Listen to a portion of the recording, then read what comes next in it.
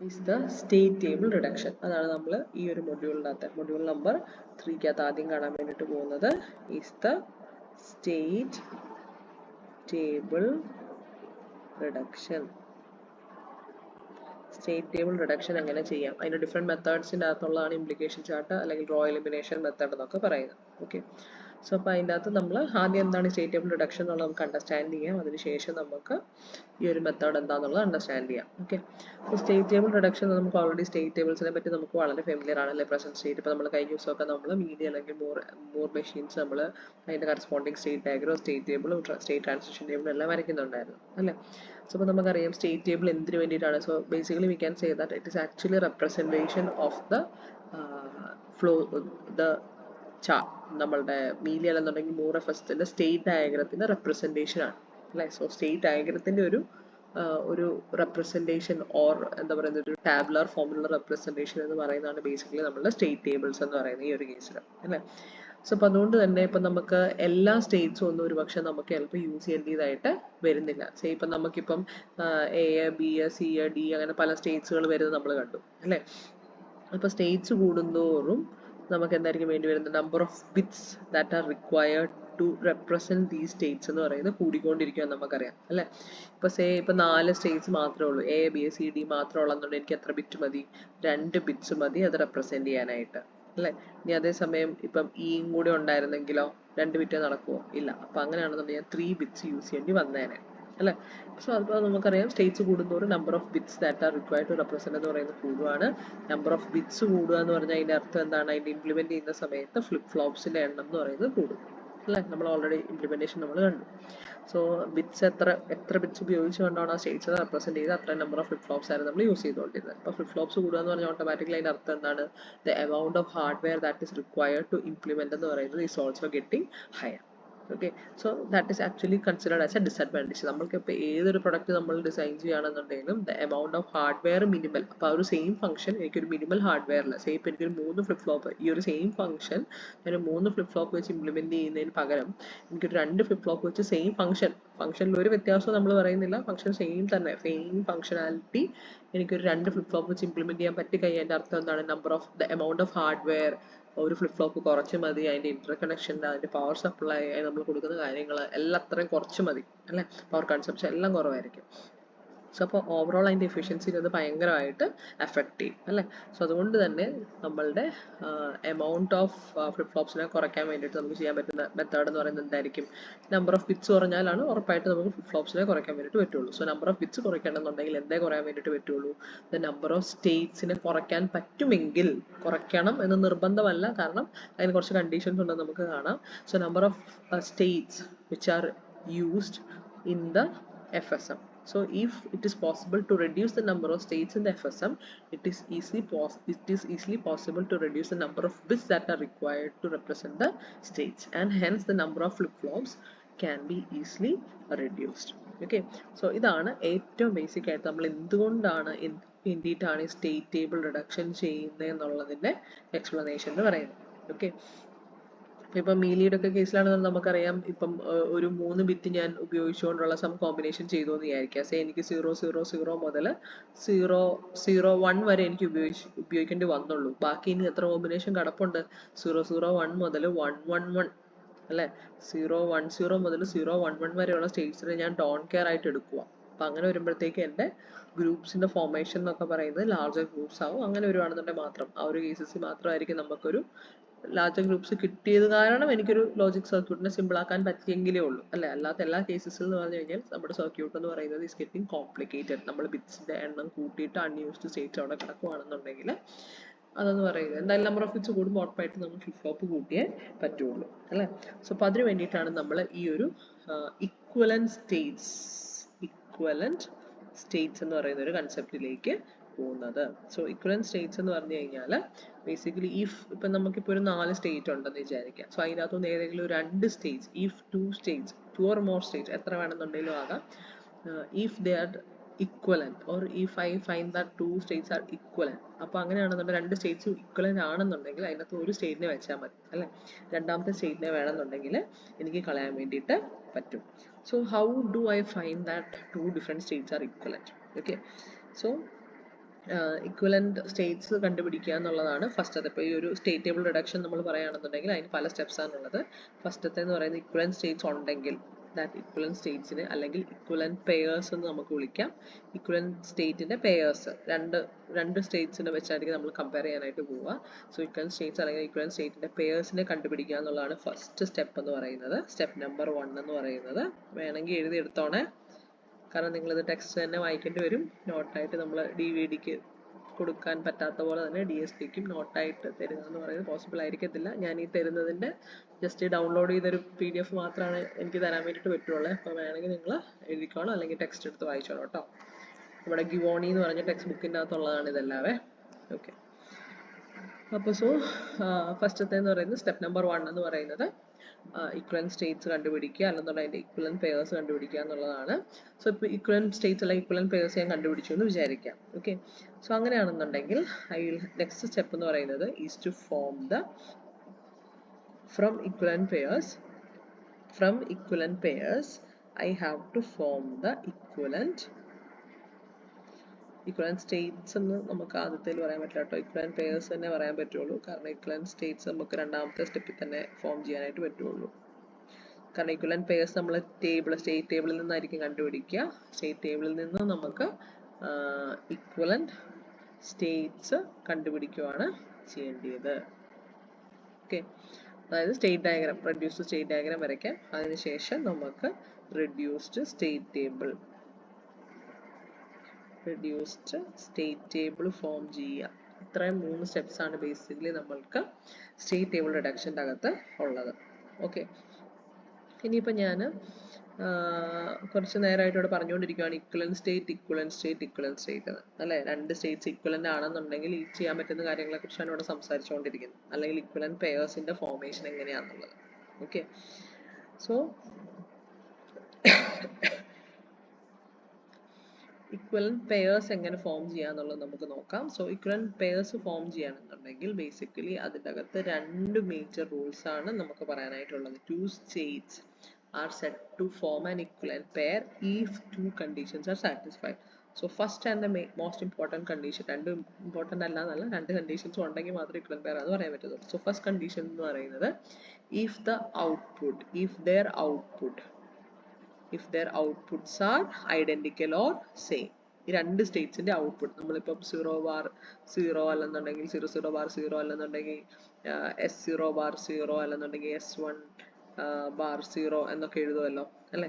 So അപ്പം അതിന്റെ outputs, these are the outputs അല്ലെ, നമ്മൾ ഓൾറെഡി കണ്ടതാണ്. So if the outputs are same, അതാണ് ഫസ്റ്റ് വേണ്ടിയത്. their output should be the same or if the outputs are identical എന്നുള്ള ടേംസിൽ വേണമെങ്കിൽ നമുക്ക് ഉപയോഗിക്കാം. അതേപോലെ തന്നെ the next state, if their next state are the same. ഈ രണ്ട് സ്റ്റേറ്റുകൾ, ഇപ്പോൾ 2 സ്റ്റേറ്റ്സ് ഞാൻ S0 S1 എന്ന് പറയുന്ന 2 സ്റ്റേറ്റ് എടുത്തു. ഓക്കെ, സോ അപ്പോൾ അതിൻ്റെ നെക്സ്റ്റ് സ്റ്റേറ്റും അതിൻ്റെ ഔട്ട്പുട്ടും ആണ് ഞാൻ നോക്കേണ്ടത്. ഓക്കെ, സോ ഇപ്പോൾ S0യുടെ നെക്സ്റ്റ് സ്റ്റേറ്റ് എന്ന് പറയുന്നത് S2 ആണെന്ന് വിചാരിക്കുക, S1ൻ്റെ നെക്സ്റ്റ് സ്റ്റേറ്റ് എന്ന് പറയുന്നത് S2 ആണെന്ന് വിചാരിക്കുക, രണ്ടിൻ്റെ ഔട്ട്പുട്ട് 0 ആണെന്ന് വിചാരിക്കുക. ഓക്കെ, സോ അപ്പോൾ നോക്കിയേ S1 S0 കൂടെ ഒന്ന് കമ്പയർ ചെയ്ത് നോക്കുകയാണെങ്കിൽ I can say that both their outputs are the same and also both the next states of S1 as well as S0 are the same. അങ്ങനെയാണെന്നുണ്ടെങ്കിൽ ഞാൻ S0 S1 കൂടി ഈ ടേബിളെ വെച്ചുകൊണ്ടിരിക്കേണ്ട ആവശ്യമുണ്ടോ? ഇതിനകത്ത് ഏതെങ്കിലും ഒന്ന് യൂസ് ചെയ്താൽ പോരെ അല്ലേ. സോ അങ്ങനെയാണെന്നുണ്ടെങ്കിൽ I can easily eliminate this S1. അതിൻ്റെ അകത്ത് ഹയർ വാല്യൂസ് വരുന്നത്, ഹയർ വാല്യൂസ് എന്ന് പറഞ്ഞു കഴിഞ്ഞാൽ ഇപ്പോൾ 0 1 2 3 നമ്മൾ എഴുതുമ്പോൾ ഇൻക്രീസിങ് ഓർഡറിലല്ലേ വാല്യൂസ് നമ്മൾ, അല്ലെങ്കിൽ അതിൻ്റെ പേര് നമ്മൾ ഡിഫൈൻ ചെയ്തിട്ടുണ്ടാവും. അതിനകത്ത് ഹയർ വാല്യൂസ് വരുന്നതായിരിക്കും നമ്മൾ എലിമിനേറ്റ് ചെയ്ത് കളയുന്നത്. ഓക്കെ, അപ്പോൾ ഈ ഒരു കേസിൽ ഇപ്പോൾ S1. അപ്പോൾ അതേപോലെ തന്നെ വേറൊരു സിമ്പിൾ കേസ് കൂടെ നമുക്ക് നോക്കാം. ഇപ്പം say present state, next state, output. Okay, so S0 S1 S2 S3.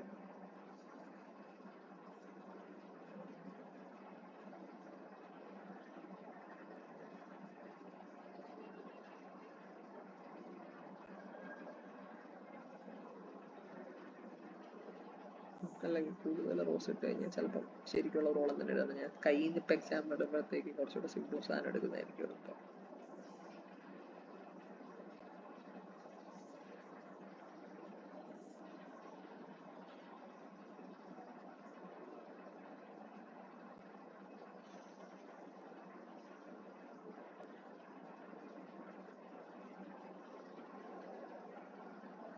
Okay,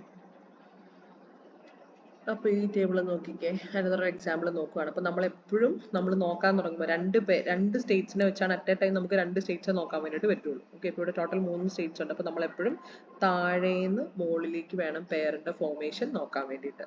okay, from bottom to up വേണം നമ്മളെപ്പോഴും പെയറിന്റെ ഫോർമേഷൻ, പെയർസ് ഉണ്ടോ അല്ലെങ്കിൽ അഡ്ജസൻറ്റ് ആയിട്ടുള്ള. ആദ്യം ഞാനിപ്പോൾ താഴേന്ന് സ്റ്റാർട്ട് ചെയ്യുകയാണെങ്കിൽ ആദ്യം കിടക്കുന്ന സ്റ്റേറ്റ് എന്ന് പറയുന്നത് ഏതാണ്? ആദ്യം കിടക്കുന്ന സ്റ്റേറ്റ് ഏതാണ്? S2 അല്ലേ? സോ അപ്പോൾ ആദ്യം ഞാൻ കമ്പയർ ചെയ്യാനായിട്ട് പോകുന്നത് S2ഉം S1ഉം കൂടെ ആയിരിക്കും. കാരണം ഏറ്റവും അടിയിൽ കിടക്കുന്ന സ്റ്റേറ്റ് എന്ന് പറയുന്നത് S2. അപ്പോൾ ആദ്യം ഞാൻ S2 അതിന് തൊട്ട് മുകളിൽ കിടക്കുന്ന പെയറായിട്ട് ഫോം ചെയ്യുകയാണെങ്കിൽ S2 S1ഉം കൂടെ വരിക അല്ലേ? ആദ്യം അതിനെ രണ്ടിനെയും കൂടെ കമ്പയർ ചെയ്യും. അതിനുശേഷം പിന്നെ ഇവിടെ S2 ആയിട്ട് കമ്പയർ ചെയ്യാൻ പറ്റുന്ന ഏതും കൂടെ ഉള്ളൂ? S2ഉം S0ഉം കൂടെയാണ് പിന്നെ കമ്പയർ ചെയ്യാൻ വേണ്ടിയിട്ട് പറ്റുന്നത് അല്ലേ? അപ്പോൾ ആദ്യം നമുക്ക് S2 S1ഉം കൂടെ നോക്കാം.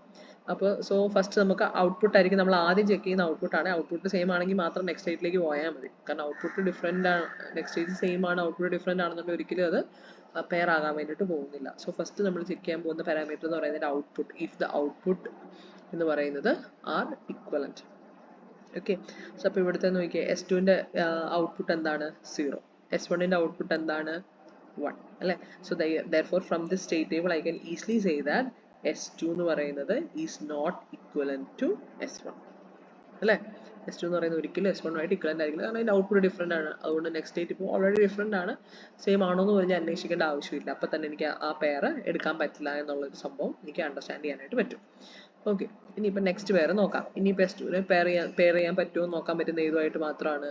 നമ്മളുടെ S1ഉം കൂടെ മാത്രമായിട്ട് അല്ലേ? ഫസ്റ്റ് അതിന്റെ ഔട്ട്പുട്ട് നോക്കിക്കേ.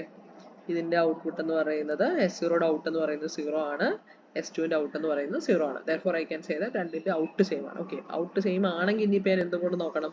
എൻ്റെ നെക്സ്റ്റ് സ്റ്റേറ്റും കൂടെ സെയിം ആണെന്ന് നോക്കണം. ഓക്കെ, അപ്പോൾ ഇവിടുത്തെ നെക്സ്റ്റ് സ്റ്റേറ്റ് എന്ന് നോക്കിയേ S1, ഇവിടുത്തെ നെക്സ്റ്റ് സ്റ്റേറ്റ് എന്ന് പറയുന്നത് എന്താണ്?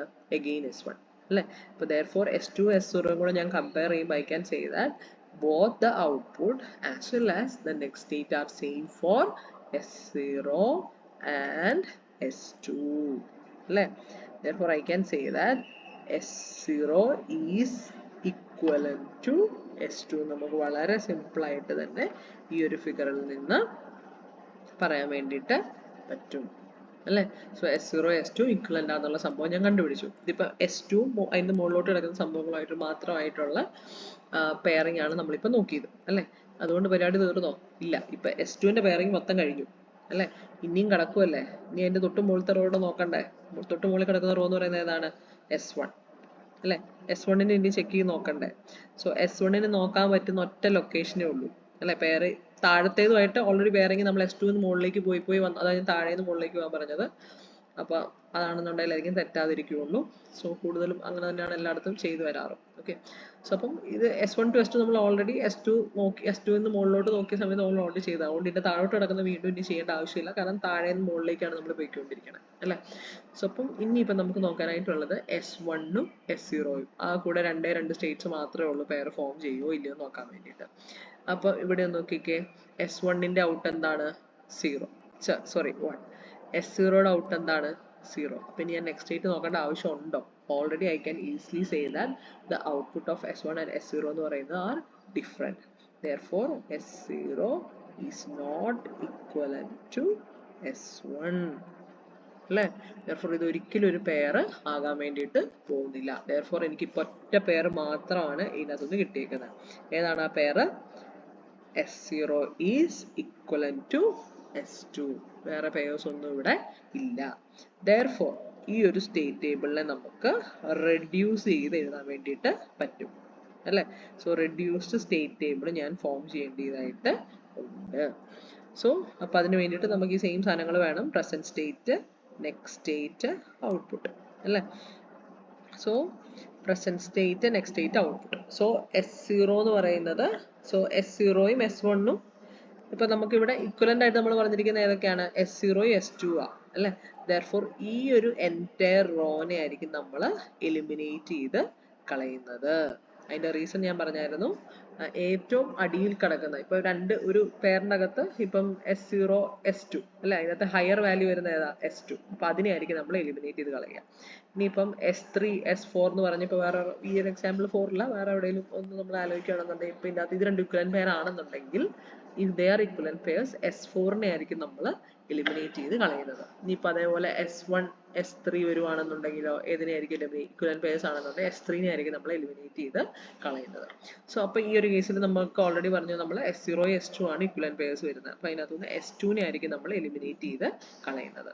അപ്പോൾ ഈ ഒരു കേസിൽ മോളിൽ ഇപ്പോൾ S2 എന്ന് പറഞ്ഞ ടേം യൂസ് ചെയ്തിട്ടുള്ള വേറെ ഒന്നിനും നെക്സ്റ്റ് സ്റ്റേറ്റ് S2 വരുന്നില്ല. Suppose S2 വരുന്നുണ്ടായിരുന്നെങ്കിൽ that S2 wherever S2 വരുന്നുണ്ടായിരുന്നു that should be replaced with S0 വെച്ച് റീപ്ലേസ് ചെയ്യേണ്ടി വന്നേനെ. ഓക്കെ, വന്നേനെ. അപ്പോൾ ഈ ഒരു എക്സാമ്പിളിൽ അങ്ങനെ വരുന്നില്ല. അപ്പോൾ നമുക്ക് ബാക്കി നോക്കാം. Okay, so S0 S1. Okay, so S0യുടെ നെക്സ്റ്റ് സ്റ്റേറ്റ് ഏതാണ്? S1. S1ന്റെ നെക്സ്റ്റ് സ്റ്റേറ്റ് എന്താണ്? S0. ഔട്ട്പുട്ടിന് വ്യത്യാസമൊന്നും വരുന്നില്ല. 0 1 അല്ലേ? അപ്പോൾ ഇവിടെ നമുക്ക് S0 S1 S2 നമുക്ക് ഇപ്പോൾ അതിൻ്റെ കറസ്പോണ്ടിങ് സ്റ്റേറ്റ് ടേബിൾ ഇപ്പോൾ എഴുതി വെച്ചിരിക്കുന്നത് സ്റ്റേറ്റ് ട്രാൻസിഷൻ ടേബിൾ എന്ന് പറഞ്ഞു കഴിഞ്ഞാൽ നമ്മൾ സ്റ്റേറ്റ് അസൈൻമെന്റ് കൂടെ കൊടുക്കണം അല്ലേ? ഇതിപ്പോൾ ഞാൻ ജസ്റ്റ് ഒരു എക്സാമ്പിളിന് വേണ്ടി ഞാൻ ഫുൾ പ്രോപ്പർ പ്രോബ്ലം അല്ല കാണിച്ചിരിക്കുന്നത്, ജസ്റ്റ് ഒരു എക്സാമ്പിൾ നമുക്ക് മനസ്സിലാവും. നിങ്ങൾ പുതിയതായിട്ട് അണ്ടർസ്റ്റാൻഡ് ചെയ്യുന്ന കൺസെപ്റ്റ് മാത്രമാണ് ഞാൻ ഇപ്പോൾ ഡീറ്റെയിൽ ആയിട്ട് പറഞ്ഞു പോയേക്കുന്നത്. ഓക്കെ, സോ അപ്പോൾ സ്റ്റേറ്റ് ട്രാൻസിഷൻ എന്ന് പറയുന്നത് സ്റ്റേറ്റ് ട്രാൻസിഷൻ ടേബിൾ നമ്മൾ പറയുന്നത് എന്തായിരുന്നു? സ്റ്റേറ്റ് അസൈൻമെന്റ് കൂടെ കൊടുക്കുന്നതിനെയായിരുന്നു നമ്മൾ സ്റ്റേറ്റ് ട്രാൻസിഷൻ ടേബിൾ എന്നുള്ള പേരിൽ വിളിച്ചുകൊണ്ടിരുന്നത് അല്ലേ? സോ ഇപ്പോൾ ഒറിജിനലി സ്പീക്കിംഗ് ഇതായിരുന്നു നമ്മുടെ ഒറിജിനൽ ടേബിൾ അല്ലേ? സോ ഇതിനെ നമ്മൾ റെഡ്യൂസ് ചെയ്തിരിക്കുന്ന റെഡ്യൂസ്ഡ് സ്റ്റേറ്റ് ടേബിൾ ആണ് ഈ കാണിച്ചിരിക്കുന്നത്. സോ ഒറിജിനൽ നമ്മൾ ഈ S0 S1 S2 റെപ്രസെന്റ് ചെയ്യാൻ നമുക്ക് എത്ര ബിറ്റ് വേണമായിരുന്നു?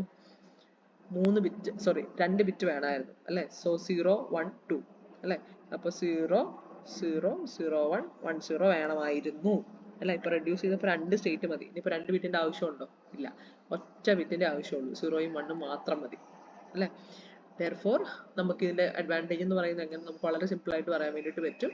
The advantage of the state table reduction എന്ന് പറയുന്നത്, ഇപ്പൊ എല്ലാ കേസിലും ഒന്നും ബിറ്റ് റെഡ്യൂസ് ആവണം നിർബന്ധമൊന്നും ഇല്ല കേട്ടോ.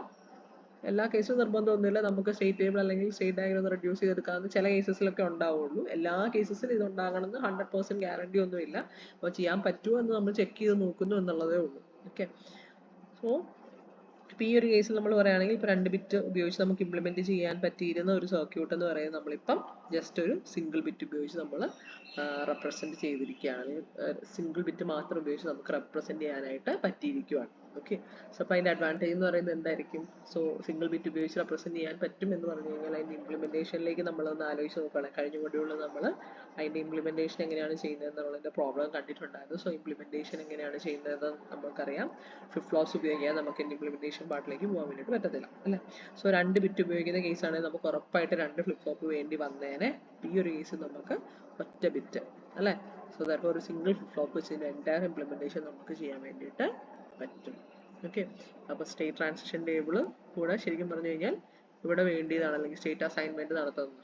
ഇപ്പം ഒരു പ്രോപ്പർ പ്രോബ്ലം അല്ലാത്തതുകൊണ്ട് മുഴുവൻ സ്റ്റെപ്സും കാണിക്കാത്ത ഇവിടെ തൊട്ടുള്ള പോർഷൻ നമ്മൾ ശരിക്കും പറഞ്ഞു കഴിഞ്ഞാൽ കഴിഞ്ഞ മൊഡ്യൂളിൽ ചെയ്ത സെയിം പരിപാടി തന്നെയാണ്. ഇപ്പോൾ സ്റ്റേറ്റ് ഡയഗ്രാം തന്നിട്ടുണ്ട്, സ്റ്റേറ്റ് ഡയഗ്രാം ആണ് തരുന്നതെങ്കിൽ സ്റ്റേറ്റ് ടേബിൾ വരയ്ക്കുക, സ്റ്റേറ്റ് ടേബിളിനെ റെഡ്യൂസ് ചെയ്യുക, റെഡ്യൂസ് ചെയ്തതിന് ശേഷം റെഡ്യൂസ്ഡ് സ്റ്റേറ്റ് ഡയഗ്രാം വരയ്ക്കുക. ഇംപ്ലിമെന്റേഷൻ പറഞ്ഞിട്ടുണ്ടെങ്കിൽ ആ റെഡ്യൂസ്ഡ് സ്റ്റേറ്റ് ഡയഗ്രത്തിൽ നിന്ന് അല്ലെങ്കിൽ റെഡ്യൂസ്ഡ് സ്റ്റേറ്റ് ടേബിളിൽ നിന്ന് K-map വരച്ച് ഇക്വേഷൻ കണ്ടുപിടിച്ച് അതിൻ്റെ ഇംപ്ലിമെന്റേഷൻ നടത്തുക. അപ്പോൾ അതൊരു 40 മാർക്കൊക്കെ ആയിട്ട് വളരെ എളുപ്പത്തിൽ ചോദിക്കാൻ പറ്റുന്ന ക്വസ്റ്റ്യൻസ് ആണ്. ഓക്കെ, സോ അത്രയുമാണ് ഇതിൻ്റെ അകത്ത് ഒരു ഇൻട്രൊഡക്ഷൻ പോയിന്റ് ഓഫ് വ്യൂവിൽ എനിക്ക് പറയാനായിട്ട് ഉള്ളത്. സോ ഇതുവരെ ക്ലിയർ ആണോ?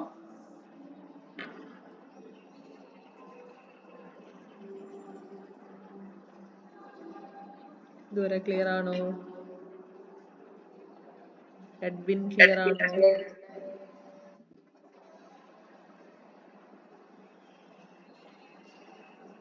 എഡ്വിൻ ക്ലിയർ ആണോ?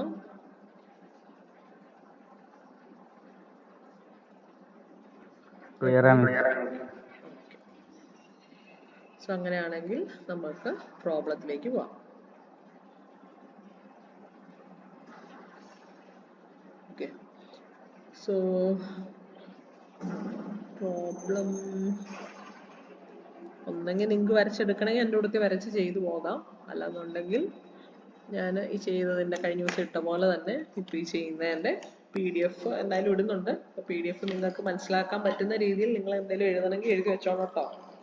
കാരണം എക്സ്പ്ലനേഷൻ ഞാൻ പറയുന്നേ ഉള്ളൂ, അത് PDF അകത്ത് ഉണ്ടാവില്ല. ഞാൻ ജസ്റ്റ് അതിൻ്റെ ബേസിക് സ്റ്റെപ്പ് നമ്മൾ ബോർഡിൽ ഇടുന്ന പോലെ തന്നെ ഉള്ള സംഭവം മാത്രമാണ്. ഈ ഒരു PDF-ന്റെ അകത്ത് ഇൻക്ലൂഡ് ചെയ്യുന്നുള്ള എക്സ്പ്ലനേഷൻസും കാര്യങ്ങളൊന്നും ഇല്ല എന്നുള്ളത് ഓർത്തോണം. അങ്ങനെ എന്തെങ്കിലും എഴുതി വെക്കണമെങ്കിൽ ഈ കൂട്ടത്തിൽ എഴുതി പൊക്കോണം നോട്ടിൽ തന്നെ കേട്ടോ.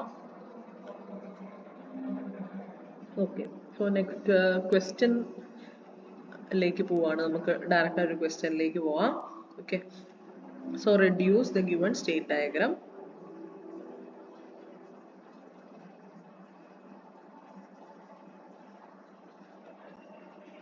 and draw reduced state diagram and state and assign state. Okay,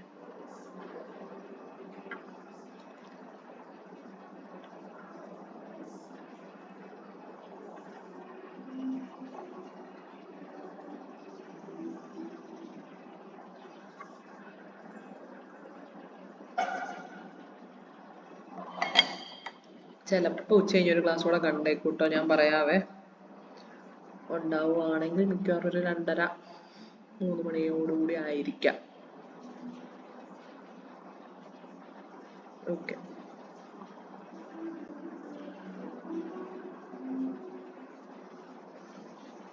കാരണം സീരീസിനൊക്കെ മുന്നേ ആയിട്ടൊന്ന് അത്യാവശ്യം നമ്മുടെ പോർഷൻസ് ഒന്ന് ആക്കി വെക്കുവാണെങ്കിൽ പിന്നെ സ്വസ്ഥമായിട്ടിരിക്കാമല്ലോ എന്ന് ഓർത്താ. പിന്നെ നിങ്ങളെ തിരക്കാക്കണ്ടല്ലോ എന്ന് ഓർത്താ. നിങ്ങൾ ഫ്രീ ആവുന്ന സമയം നോക്കി ഒന്ന് അത്യാവശ്യം പോർഷൻ ഒന്ന് കവർ ചെയ്യുകയാണല്ലേ.